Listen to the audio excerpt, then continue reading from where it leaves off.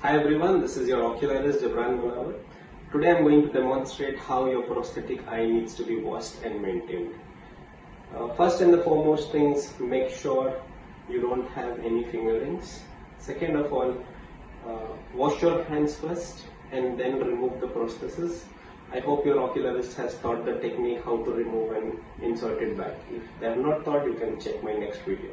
First, wash your hands before removing the prosthetic eye to ensure clean hands. After which, you remove your prosthetic eye as guided by your ocularist. You can use any soft liquid hand wash or a baby shampoo. Take it in your palm, make a foam and wash it thoroughly on the front and back surface to remove any debris that may have accumulated on the surface. Kindly avoid using harsh chemicals or abrasive material as they can damage your prosthetic eye. Once you're done washing, take a tissue and mop the surface and it's ready to use in the socket. Thank you.